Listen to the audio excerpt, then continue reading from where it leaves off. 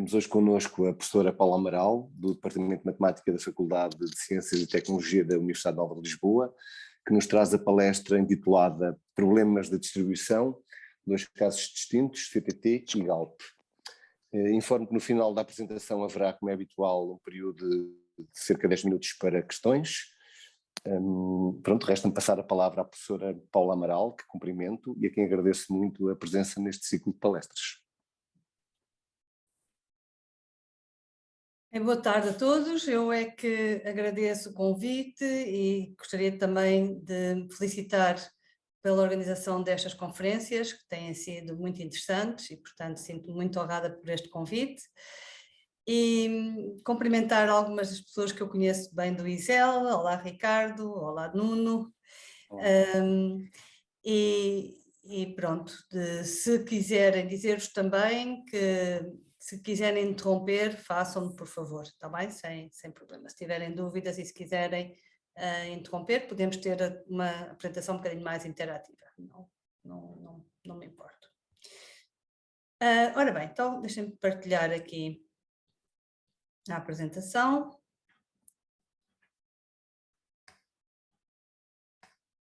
Ok.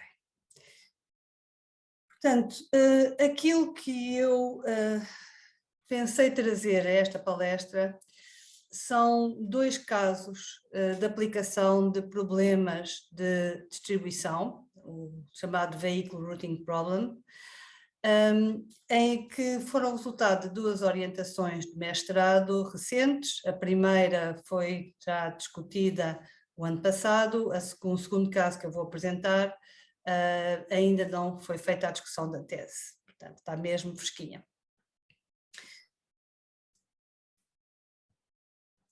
E, portanto, o primeiro trabalho que eu quero falar é um trabalho que foi de orientação do Pedro Pereira. O Pedro Pereira é um aluno do mestrado em informática e fez uma tese designada por modelação e otimização de mail delivering.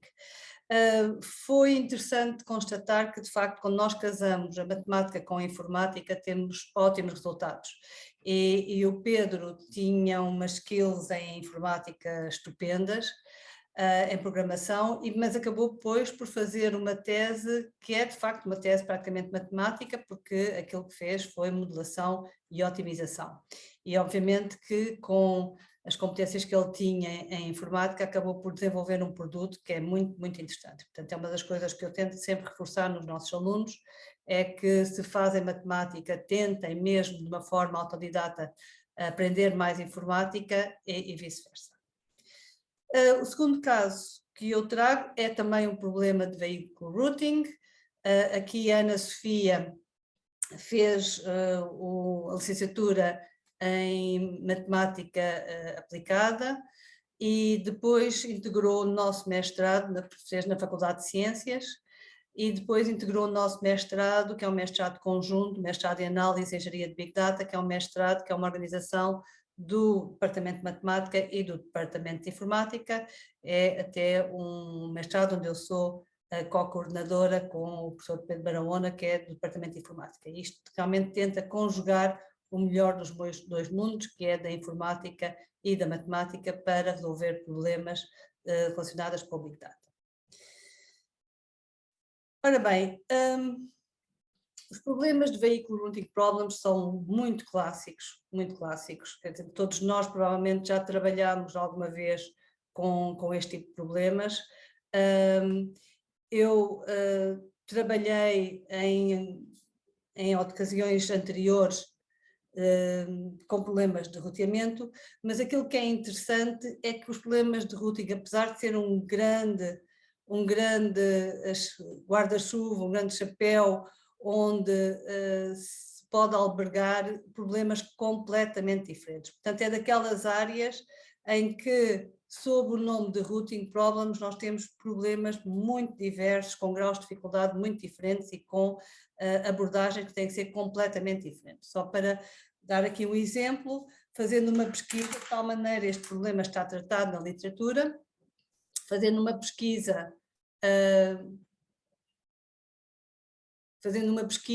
só sobre este tema, encontramos 23,300 milhões 23 milhões aproximadamente de resultados, e artigos temos 830 mil. Okay? Quem estiver interessado nesta área, é uma referência incontornável este artigo de Dancing, que foi dos primeiros a identificar estes problemas de vehicle routing, e vejam, isto data de 1959, e depois dentro dos livros que eu recomendaria, deixaria estes dois, do Toth e do Golden, e gostaria também de referir que se fizerem pesquisas de artigos, há duas pessoas que têm trabalhado imenso nesta questão do routing, que é o Laporte e o Gendreau, e são dois nomes incontornáveis. O Laporte também tem um livro, mas eu achei que para recomendação, sinceramente, para quem está a iniciar, eu preferia estes dois livros. Este de 2008 já tem muitas técnicas mais modernas para abordar o vehicle routing, com algumas variantes, como por exemplo green routing, que é uma coisa que começou a surgir há relativamente pouco tempo, que também me parece muito interessante.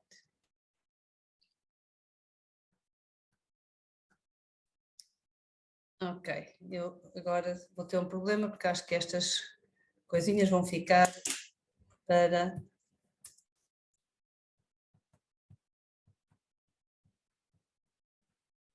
Peço desculpa.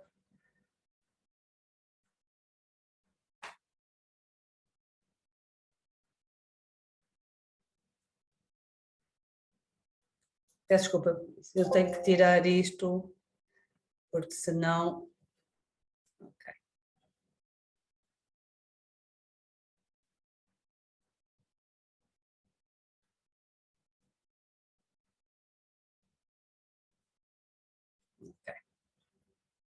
Eu tenho aqui a minha mesa, tenho que fazer o annotate aqui com o do próprio Zoom, senão depois não me apaga aqui as entradas. E portanto, tal como eu estava a dizer, sob o nome de Routing Problems, temos coisas muito diferentes. E há talvez três aspectos que são fundamentais para nós decidirmos como é que vamos abordar estes problemas: a questão do tempo, a questão do objetivo e a questão dos dados que estão disponíveis. É completamente diferente, dependendo do tempo que nós temos para obter uma solução, é completamente diferente optar por um método exato, onde nós vamos à procura da solução ótima, ou um método heurístico. Se nós só queremos correr estes problemas de 2 em 2 meses ou 3 em 3 meses, eu acho que vale a pena sempre investir em métodos exatos. No entanto, se nós tivermos que correr estes problemas e obter uma solução para, por exemplo, num sistema de apoio à decisão em que queremos algo que seja mais interativa, não vale a pena pensar-se em ter métodos exatos, e é preferível usar heurísticas. Também relativamente aos objetivos, se nós queremos efetivamente implementar a solução, ou se queremos apenas, com este estudo, tentar perceber se aquilo que está a ser feito está muito longe, e muitas vezes de uma forma empírica, mesmo em grandes empresas, ainda se vê muito os problemas de routing a ser feitos de uma forma bastante empírica, e muitas vezes o que se pretende é apenas avaliar essas soluções e dizer: nós estamos a fazer isto está muito longe do ótimo, isto pode ser melhorado. Pode ser que se queira resolver para incorporar apenas num sistema de apoio à decisão, e nessa altura deve ser sobretudo um sistema interativo, e para ser interativo obviamente que temos que ter um método rápido, e portanto aí as heurísticas são recomendadas, ou se temos algo que deve correr de uma forma automática, e como em geral as heurísticas têm que ser, tem que haver uma engenharia nas heurísticas, há sempre parâmetros, qualquer que seja a heurística, há um parâmetro por trás, e portanto tem que se fazer ali um trabalho de afinação dos parâmetros, e portanto se nós queremos um método que é completamente automático, então é preferível efetivamente utilizar um algoritmo exato para resolver o problema. E depois a questão dos ovos, não é? Ou seja, que dados é que nós temos disponíveis? Porque hoje em dia vivemos na era do Big Data e nós achamos que os dados estão todos aí à mão de semear e muitas vezes não é assim. Na verdade, depois descobrimos que os dados que nós precisamos não estão disponíveis, temos que os estimar, temos que utilizar modelos de previsão ou fazer um ajustamento para ter os dados, e isso aconteceu, por exemplo, no CTT e aconteceu também na Galp, por exemplo, e desse ponto de vista vale a pena utilizar um método exato quando os nossos dados são estimados e não são completamente completamente exatos, ou seja, vale a pena eu pagar a um alfaiate para me fazer aqui um fato completamente à medida, que depois eu lhe dou assim umas medidas mais ou menos estimadas, portanto, é uma das coisas que têm que ser equacionadas, ok? Relativamente à estrutura de um problema de routing, tal como eu referi, os problemas de routing sobre este chapéu existem problemas completamente diferentes, com uma estrutura muito diferente e que influenciam a forma como nós vamos abordar esses problemas. No caso mais simples, nós temos um depósito, temos clientes, e o que nós queremos é servir esses clientes ou visitar esses clientes, pode ser para entregar ou pode ser para receber, pode ser para entregar e receber alguma coisa e, portanto, a estrutura normalmente que se utiliza para tentar perceber estes problemas é uma estrutura de um grafo onde temos os nodos que são os nossos clientes e depois temos arestas se existe esse caminho entre clientes ou entre os clientes e o depósito. E o problema também é diferente se nós pudermos assumir que podemos ir de qualquer cliente para outro cliente qualquer, ou se, dado a visita a um cliente, pode haver um subconjunto de clientes que, uma vez visitado, não permitem que se visite outro tipo de clientes, e isso pode complicar em muito o problema, ok? Outra coisa que pode dificultar o problema, a solução do problema, é se nós, em vez de termos um depósito, tivermos múltiplos depósitos, sobretudo se os produtos não for apenas um produto, existir mais do que um produto para fazer distribuição, e os depósitos não têm todos os produtos, portanto haverá um conjunto de produtos que têm que vir num depósito e outro conjunto que vem de outro, ou se um conjunto de clientes tem que ser servido por um depósito, outro conjunto por outro depósito e ainda um terceiro conjunto que pode ser servido por qualquer um dos depósitos. Portanto, todas estas características podem complicar o problema. Que obviamente se torna mais complexo se em vez de um produto tivermos mais do que um produto, e se em vez de um veículo, e quando eu falo de veículos, esses veículos podem ser pessoas, também não tem que ser, digamos que veículo é a palavra geral para definir quem é que faz o transporte, mas podem ser pessoas. E se eu tiver diferentes tipos de veículos, também é um dos aspectos que pode complicar o problema e tornar o problema mais difícil de resolver. Okay? Portanto, fazendo assim um apanhado relativamente a depósitos, nós podemos ter problemas com um único depósito ou com muitos depósitos. Relativamente aos veículos, podemos ter problemas com capacidades ou sem capacidades. Relativamente ainda aos veículos, podemos ter apenas um tipo de veículo ou diversos veículos. Os produtos podem ser de um tipo apenas ou de vários tipos. Pode haver uma ligação entre os veículos e os produtos, no sentido que determinado veículo só pode transportar um certo tipo de produtos ou os veículos podem transportar qualquer um dos produtos.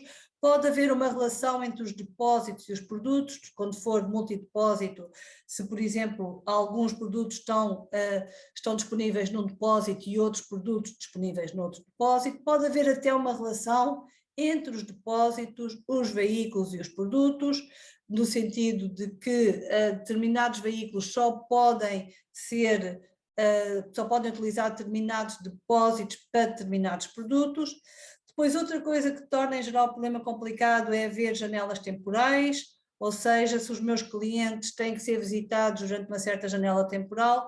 Quando os clientes trabalham no horário das 0 às 8, em geral isso não acontece, mas quando são com horários contínuos, normalmente está estabelecido um período em que o veículo pode ser um período em que o cliente pode ser visitado e essa definição pode ser rígida ou pode ser flexível, ou seja, no sentido que eu gostaria de receber os meus produtos nesta janela temporal, mas se for fora dessa janela temporal ainda é admissível. E depois, outra questão é se existe retorno, ou seja, dos produtos, ou seja, se uma vez entrega um determinado produto, existe alguma recolha que deve também ser feita.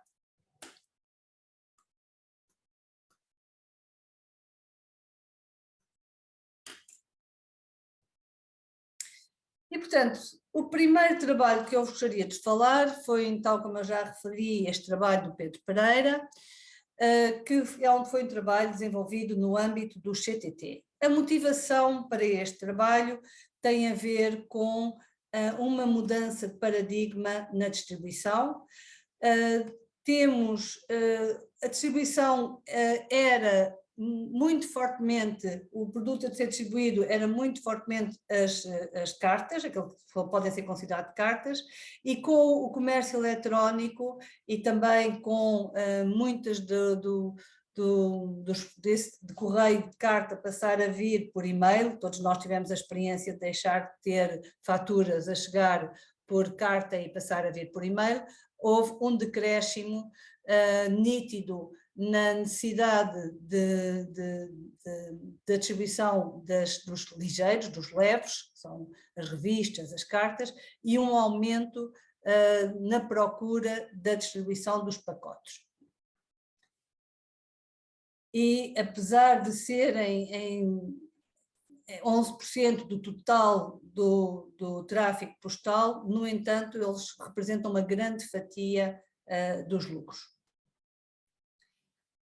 Depois, relativamente ao CTT, também existe algo a ter em conta, é o facto de surgirem no mercado outras empresas. O CTT, há uns anos atrás, dominava completamente a distribuição em Portugal, hoje em dia já tem uma grande competição e, portanto, tem realmente que ter uma gestão bastante eficiente para poder competir com estes distribuidores que são, sobretudo, na parte da distribuição de encomendas.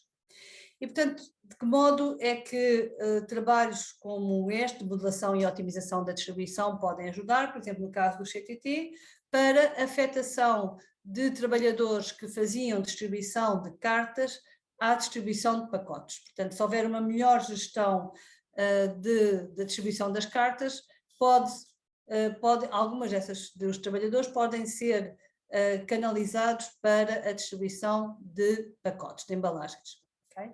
Portanto, era uma das coisas que me aflige muito nesta época do Big Data, é a ideia de que nos próximos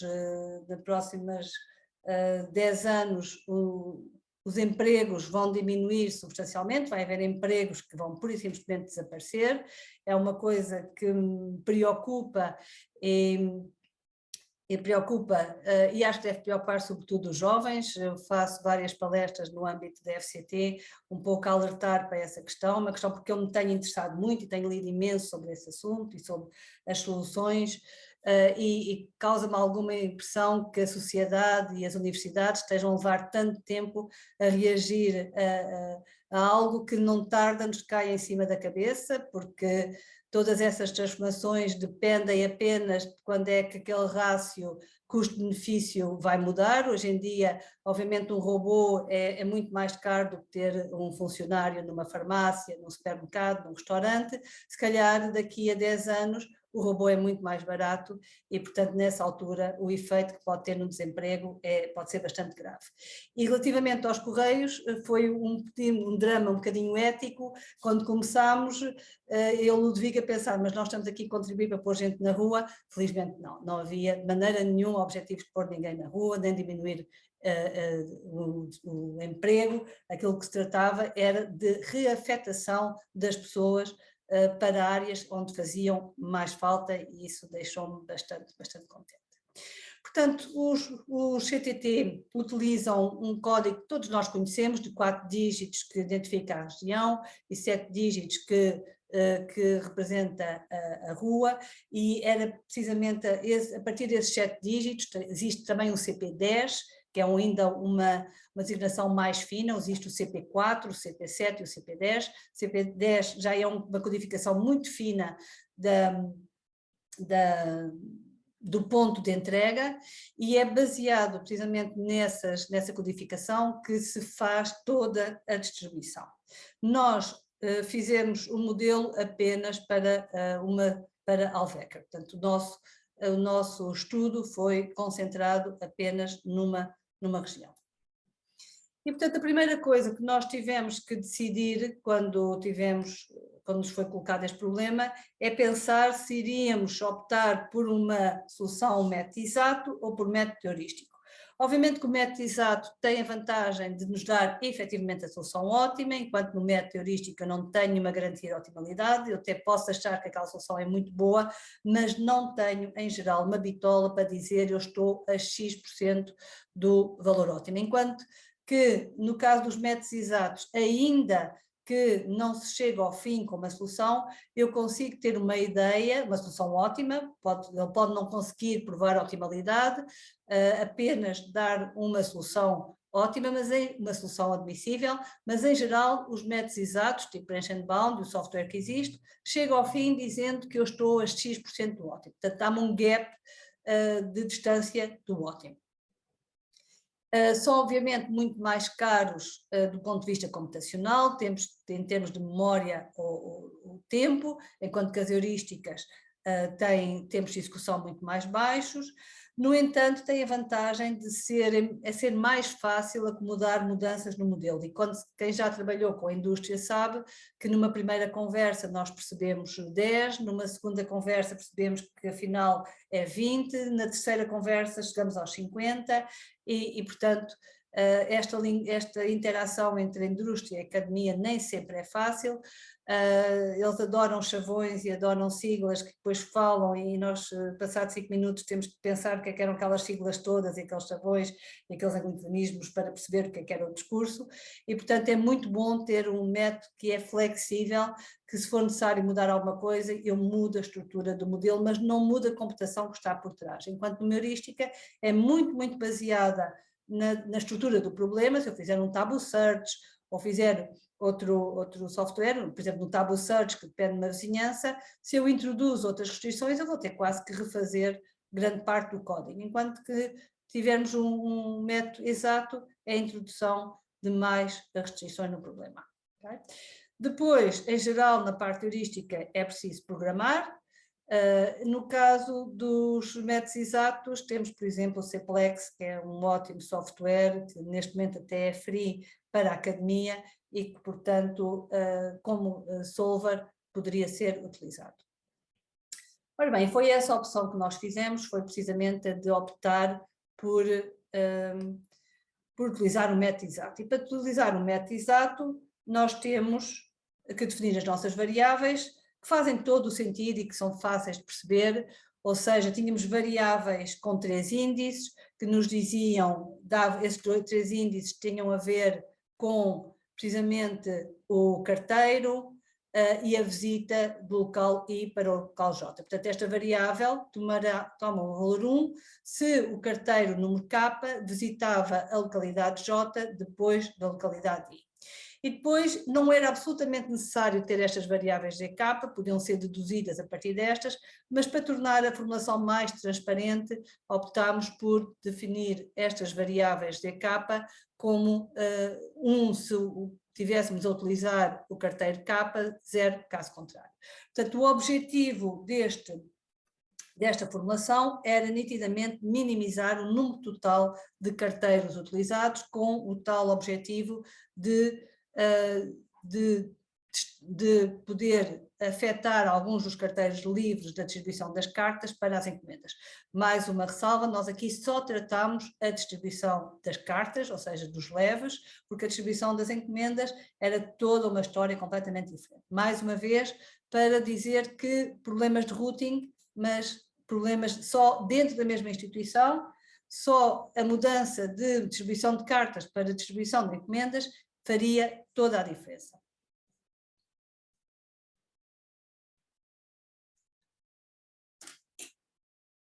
E, portanto, existem vários indicadores, também,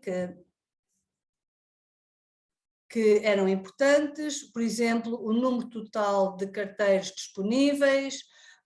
Tínhamos aqui também, e eu aproveito isto não tanto para vos mostrar aqui esta compilação de parâmetros, pode parecer desinteressante, mas a partir desta compilação eu posso tentar explicar algumas das características únicas e especiais do problema no CTT. Isto para, mais uma vez, reforçar aquilo que eu já tinha dito, que os veículos routing temos imensos chapéus diferentes sobre a mesma cabeça, está bem? E, portanto, estes parâmetros e estas que aqui estão, de alguma forma, vão-me permitir eu explicar as diferenças e as especificidades do problema do CTT.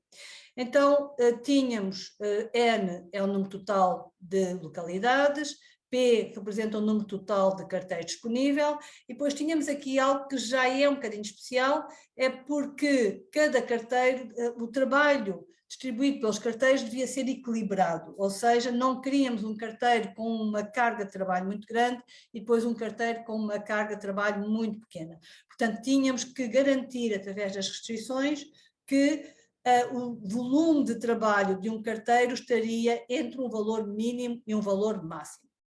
Depois, obviamente, necessário conhecer o tempo de viagem entre a localidade I e a localidade J, mas também é importante não só ter o custo da deslocação do I para J, é preciso conhecer quanto tempo se leva a fazer a distribuição no local I. E é completamente diferente o local I ser um prédio onde temos apenas 3 andares e, portanto, o carteiro tem que pôr o correio dentro das caixas de correio no resto de chão, de uma empresa, um prédio de uma empresa, onde ele tem que ir a cada andar e fazer a distribuição andar por andar do correio. Portanto, a questão aqui do tempo utilizado para fazer a distribuição no próprio local ali também é algo que não se pode desprezar. Depois, outra coisa que fez com que o trabalho no CTT fosse diferente de todos os outros trabalhos que eu tinha feito em veículo routing, é que eles queriam que a solução fosse conservadora, ou seja, eles não queriam uma solução disruptiva, não queriam que um carteiro que estivesse habituado a fazer determinado local fosse fazer um local completamente diferente ou se quebrasse completamente os circuitos que são habituais. Porquê? Não tanto nas cidades, onde é relativamente fácil identificar o número de porta e o andar, mas que se nós formos para as zonas mais rurais, e eu vivi em Sesimbra muitos anos, e tinha amigos que viviam na Nacional 10. Se vocês conhecem a Nacional 10 é enorme e não tem número de porta.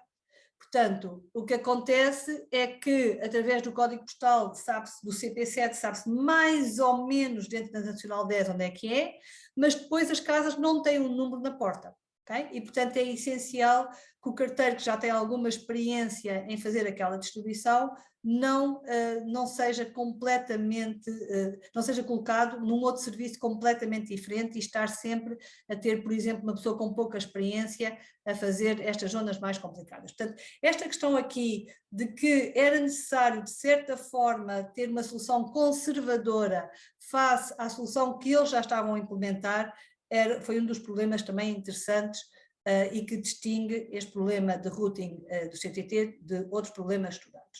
E, portanto, foi preciso conhecer não só quais são as localidades visitadas pelos carteiros, por cada um dos carteiros, era preciso também determinar qual era a percentagem de preservação da rota antiga, ou seja, este carteiro está habituado a fazer este conjunto de localidades, se não fosse para mudar nada, nem valia a pena fazer o problema, portanto, obviamente nós podíamos mudar, mas queríamos que não houvesse uma diferença de mais de X% na variação das localidades visitadas. Okay?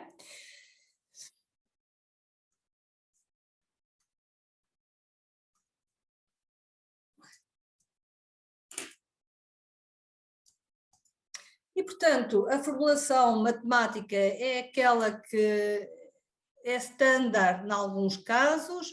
Aqui dizer que eu não posso utilizar mais do que os P carteiros que tenho disponíveis. Aqui dizer que o número de carteiros, o carteiro que sai de o 1 era o depósito, e neste caso havia só um depósito, portanto, um carteiro que sai de um depósito tem que voltar ao depósito. Aqui estas restrições para garantir que todas as localidades I são visitadas uma única vez. Aqui para garantir que eu vou de I para J também uma vez, portanto eu saio de I para J para algum sítio.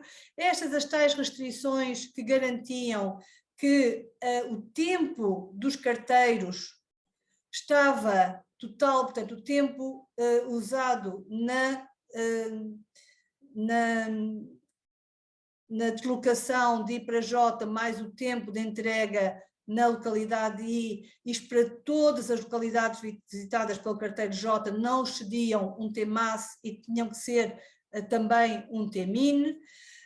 Esta é uma restrição de conservação para garantir que se eu entro em I tenho que sair, ok? Aqui a tal restrição para dizer que as rotas tinham que ser conservadoras, no sentido de que não iam ser disruptivas em relação àquilo que é já habitual no CTT. E depois aqui a grande dor de cabeça dos problemas de vehicle routing são as restrições que impedem a criação de subcircuitos. Existem várias propostas, nós experimentámos-las todas e chegámos à conclusão de que, de facto, estas restrições de Miller-Tucker e Zemlin são as melhores restrições para impedir a criação de subcircuitos. Portanto, em termos de tempos computacionais, foram uma grande mais-valia usar esta formulação em vez de outras que também estão disponíveis na literatura. Okay? E, portanto, isto representa aqui a Alverca com os vários CP7s, portanto, cada pontinho destes representa uma zona que deveria ser visitada e o primeiro problema com que nós deparamos foi que ao tentar resolver isto por método exato, isto demorava demasiado tempo. Portanto, o Pedro tinha este problema a correr com o CPLEX durante mais ou menos uma semana, o que era impensável. Está bem que os CTT não iam mudar de estratégia de semana a semana, mas pareceu-nos que nós devíamos tentar uma estratégia para podermos ter soluções mais rápidas, até porque o próprio Pedro não podia esperar uma semana para fazer cada simulação, dado que tinha um tempo limite para apresentar os resultados da tese. E, portanto, qual foi a ideia para nós podermos manter aqui o método exato, mas garantir que o conseguíamos resolver em menor tempo? Diminuir a granularidade do problema, ou seja, fazer uma agregação de alguns CPs em clusterings e, portanto, nós em vez de estar a trabalhar com os PCP7s, como se fizemos uma formulação onde estávamos a trabalhar com um clustering de CP7s. Bom, e agora como é que nós definimos esse clustering? Utilizámos diversas estratégias, utilizámos K-mins, utilizámos K-medoides, e depois como é que nós definimos o problema, quer usando o K-mins, quer usando o K-medoides, para definir os clusters. Portanto, quando nós temos aqui os nossos clientes, ok?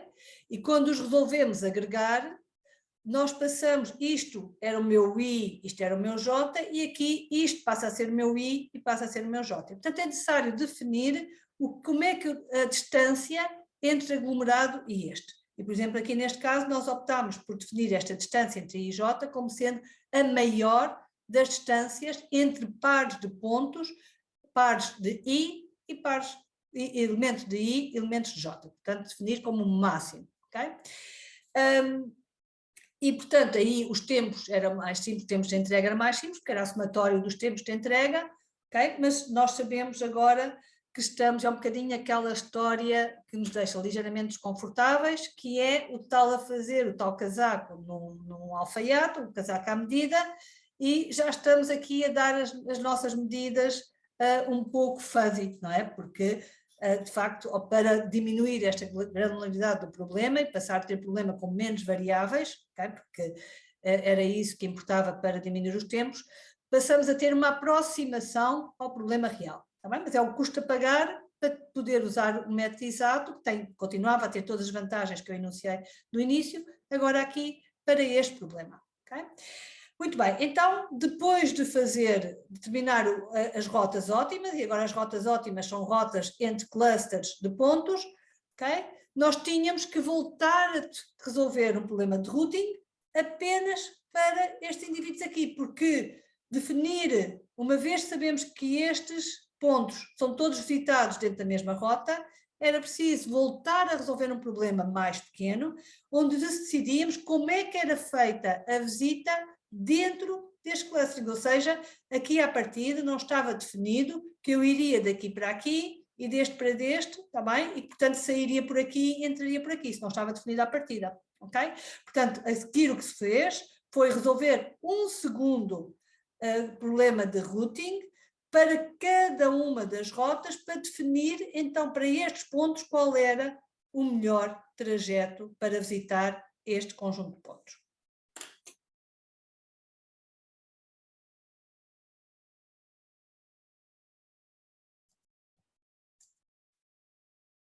Sei porquê, de vez em quando não passa à frente. Ok. Outro aspecto interessante do problema de CTT, também completamente diferente dos routings clássicos, tinha a ver com a questão da capacidade dos carteiros. Aquilo que os CTT fazem é colocar, o carteiro sai do posto de distribuição com um certo correio, mas se o correio que ele tem para distribuir for superior à capacidade desse carteiro, aquilo que se faz é, o CTT tem uns carros que vão colocar o resto do correio a distribuir em determinados pontos por onde o carteiro passa. Por exemplo, imaginemos que aqui em Campo de Ourique, o carteiro faz um conjunto de visitas e vai, por exemplo, à Note buscar o resto do correio para continuar a distribuição. E, portanto, os CTT levam para determinados postos de distribuição o correio que não é possível transformar logo à partida com a saída do carteiro. Claro que quando os CTT começarem a utilizar os veículos móveis e têm aquelas mini-motas e aqueles carros para fazer distribuição para todos os carteiros, esse problema desaparece. Mas aqui, por exemplo, em zonas que são muito densamente povoadas, pode acontecer efetivamente que ele não consiga carregar todas as cartas que tem para distribuir. Portanto, aqui foi necessário resolver esse problema. Foi resolvido da seguinte forma, que foi, vamos supor que o nosso carteiro só pode carregar 30 cartas consigo, ok? E o routing, nós resolvemos um routing de 100 capacidades. E ao resolver o routing sem capacidades, a nossa preocupação era apenas o tempo, garantir que não era excedido o tempo de trabalho. E então, neste routing, ele tinha 20, 30, 40 cartas. Significa que 10 cartas têm que ser colocadas algures neste circuito, o mais de perto possível, neste circuito se possível, ok?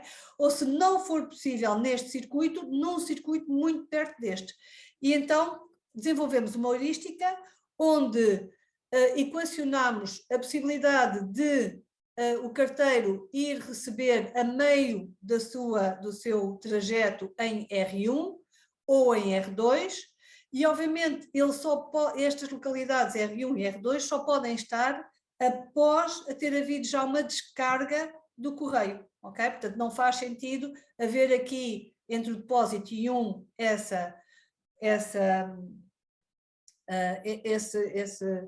esse posto para receber o resto do correio, mas faz sentido entre 1 e 2, porque ele aqui já despejou 20 das suas cartas, já tem disponibilidade, e portanto tínhamos uma heurística que equacionava todas as possibilidades de refill, digamos, do seu das cartas a distribuir e escolhíamos a melhor. Aqui obviamente a melhor opção era aqui em R2, porque aqui o custo em termos de distância a percorrer era 20 mais 50, enquanto que aqui era 10-10 e portanto ele utilizaria este circuito. Ao circuito definido pelo Simplex, ao routing feito pelo Simplex, nós acrescentávamos uma zona para ele ir buscar a carga que não pôde carregar desde o início. Portanto, mais uma vez, um aspecto diferente neste trabalho. Okay?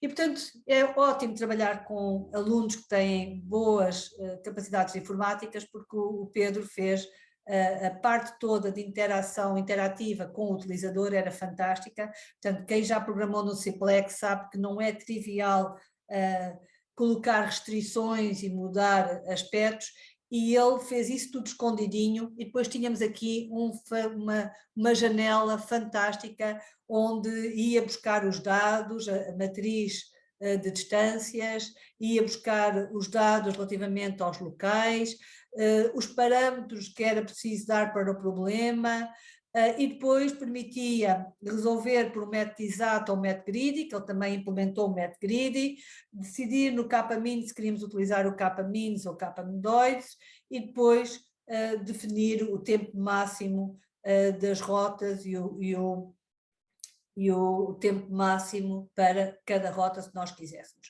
E, portanto, tínhamos aqui uma janelinha que para o utilizador é ótima para pôr a correr aqui o problema. E pronto, e depois foi fazer aquelas comparações habituais, perceber o que é que acontece quando eu faço o tal clustering utilizando o K-mins ou o K-medoides.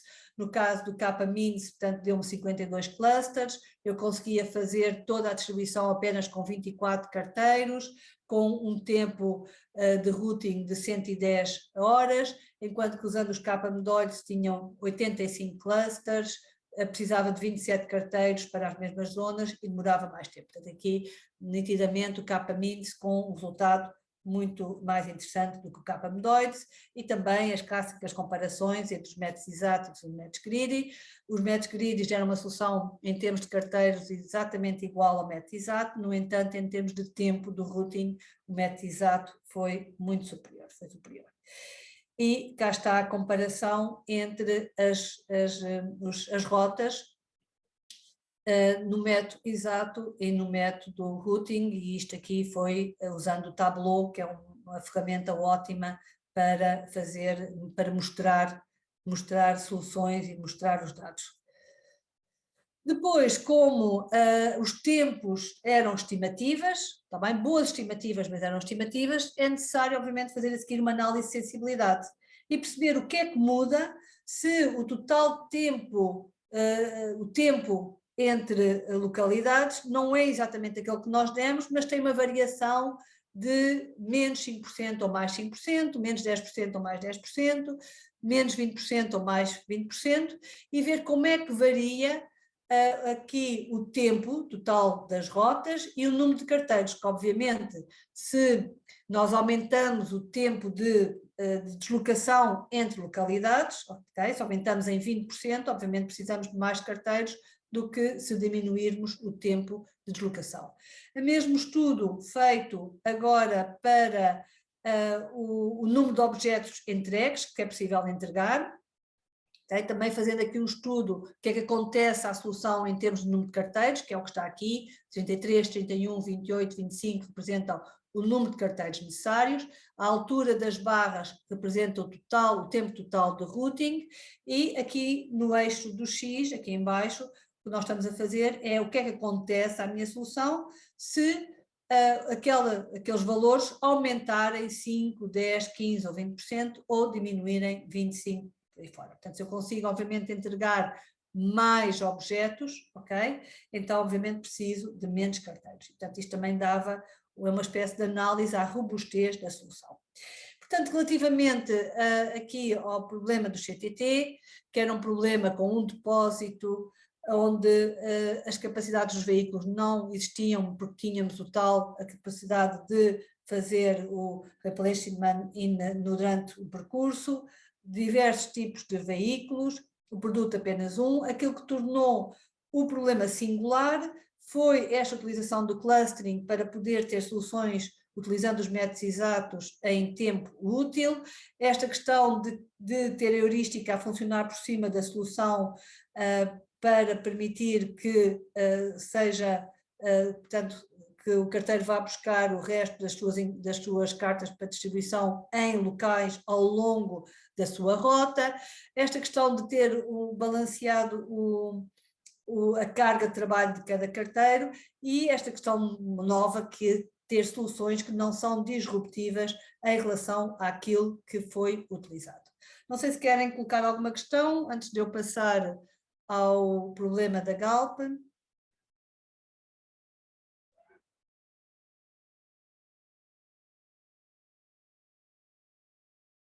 Filipe, continuo?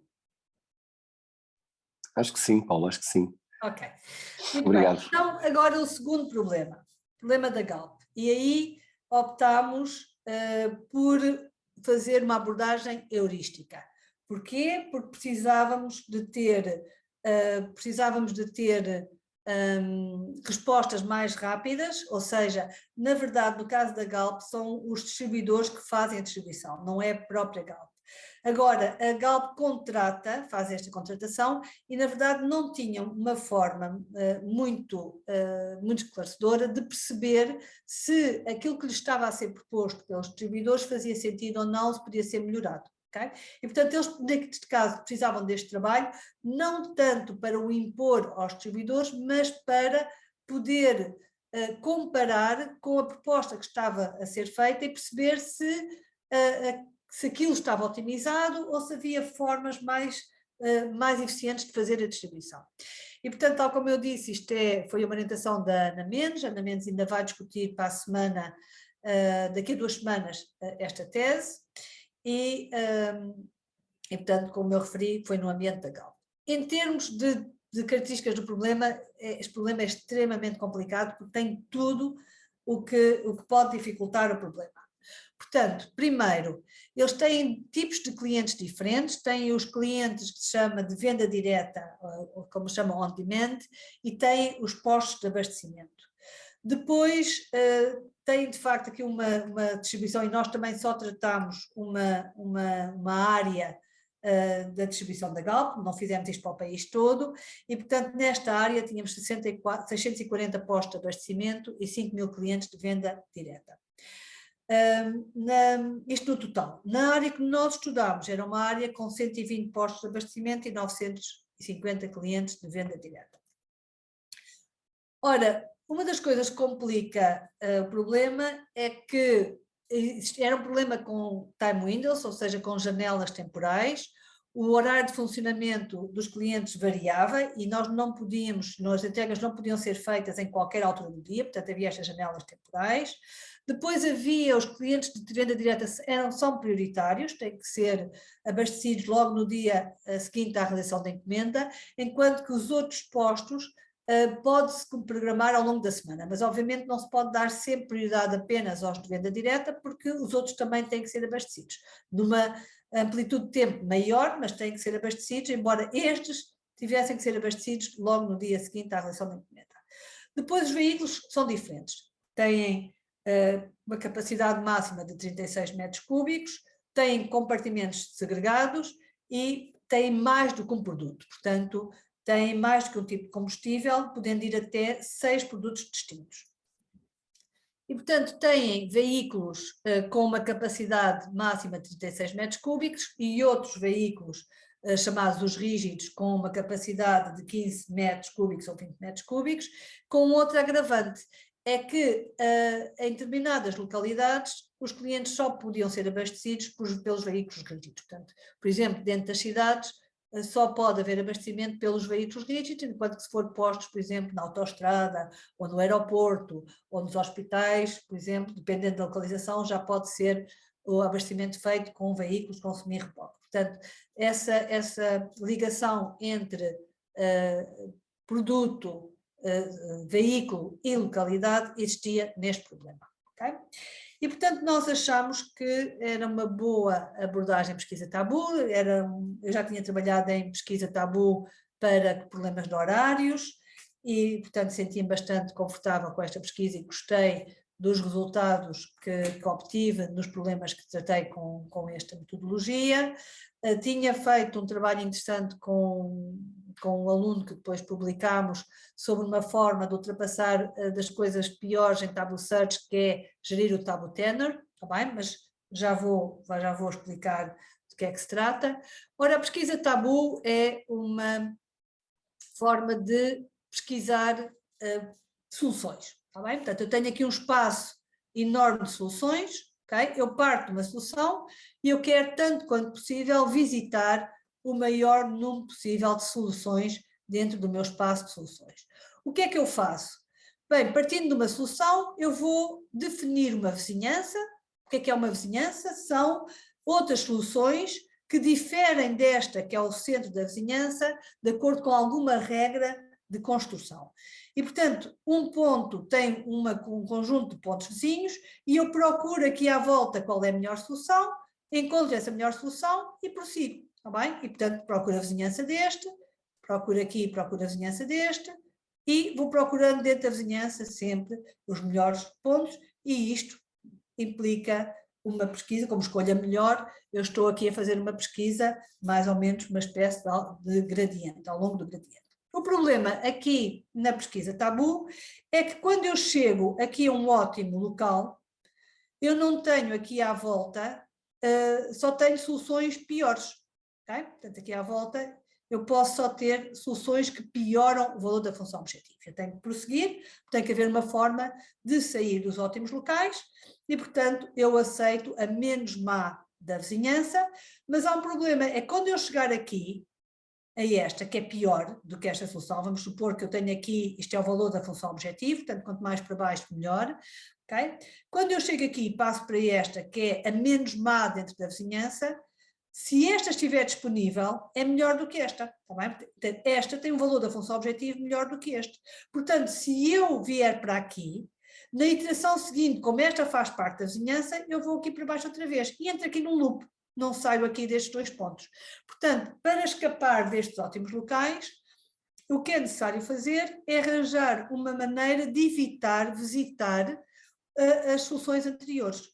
Ora, idealmente nós podíamos pensar, bom, eu posso guardar codificada esta solução, ok? O x1, x2, x3, toda a solução, e portanto eu digo que eu não quero voltar a visitar esta solução. Mas isto traz dois problemas. Para já, em termos de codificação, até em termos de memória, é explosivo, está bem? Portanto, se eu guardar toda a solução, e em termos de tempo também, porque se eu tiver que comparar a minha solução componente a componente com todas as soluções que foram visitadas recentemente, isto faz com que a heurística, que devia ser rápida, se torne muito lenta. E o outro problema a seguir tem a ver com o facto de eu querer sair destas zonas de atração dos ótimos locais. Portanto, eu quero sair daqui para fora, ok? E para sair daqui para fora, para ter este impulso, eu tenho que evitar visitar todas as zonas onde eu estive anteriormente. Okay? E então o que é que acontece? Existe um tabu, algo que é descrito como tabu, que é uma regra que me garante que eu não vou visitar as soluções anteriores. O problema é que esse tabu não só impede as soluções anteriores, como pode impedir um outro conjunto ainda não visitado de soluções. Okay?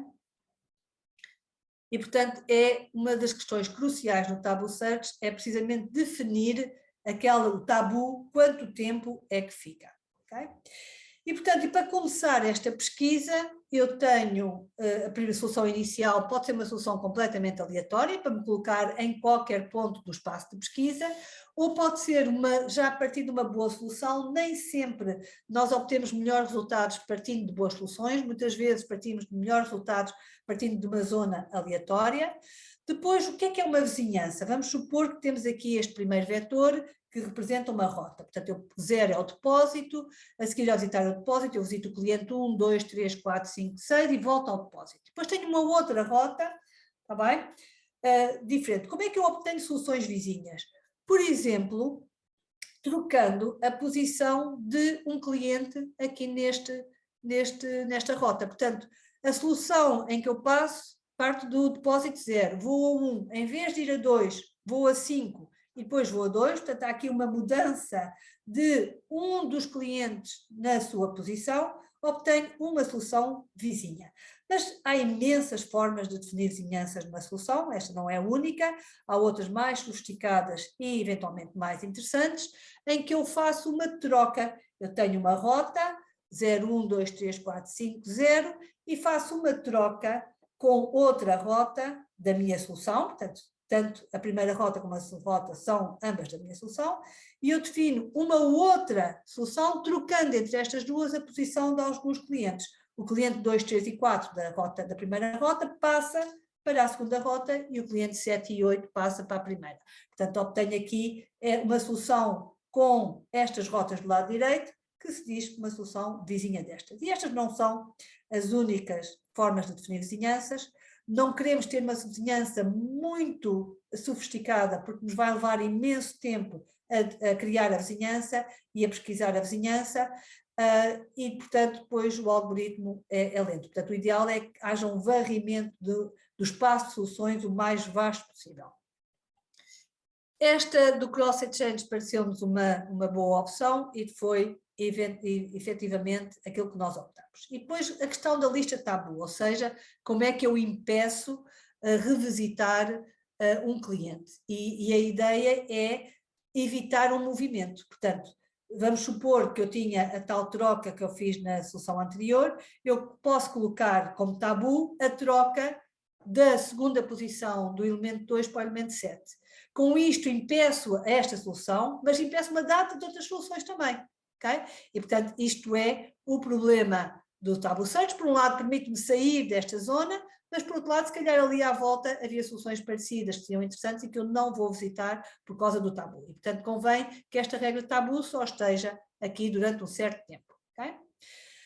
Ora bem, como estou aqui um bocadinho curto de tempo, eu vou passar aqui estas questões do critério de paragem, de intensificação, diversificação, para referir que nós implementámos também uma técnica de multistart, ou seja, quando ficamos ali um bocadinho bloqueados nesta pesquisa, nós arrancamos novamente a pesquisa a partir de um ponto completamente diferente, que nós podemos guardar ao longo da pesquisa, dissemos, ok, vou guardar este ponto, esta solução, para o caso de ter que recomeçar a pesquisa, vou recomeçar a partir daqui.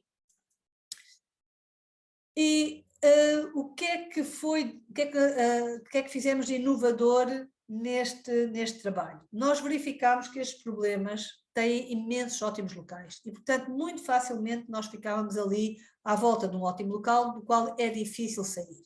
Portanto, se eu tenho aqui um ótimo local, vamos supor aqui neste ponto, o que faz a pesquisa tabu é a pesquisar à volta o menos mau. E como eu vou de menos mau em menos mau em menos mau, eu levo imenso tempo aqui a sair desta zona de atração para ir à procura de soluções mais interessantes cá fora. E tivemos uma ideia de fazer uma pesquisa tabu com uma dupla estratégia de pesquisa, que chegando a um ótimo local, em vez de eu procurar o mínimo da vizinhança, eu procurava o pior da vizinhança. Isto para quê? Para sair o mais rapidamente possível de uma zona de atração destes ótimos locais. Isto para dizer o quê? Que a indústria ganha com a academia por estas parcerias, mas a academia também ganha com a indústria, porque a partir deste problema aplicado, nós tivemos uma ideia para uma estratégia que pode ser aplicada a outros problemas e, por exemplo, resultará numa publicação deste trabalho. Okay? Pronto, a estrutura da Galp é esta. Vou saltar aqui um bocadinho as conclusões, porque cheguei ao final do tempo e resta-me agradecer a vossa paciência por se terem mantido aqui.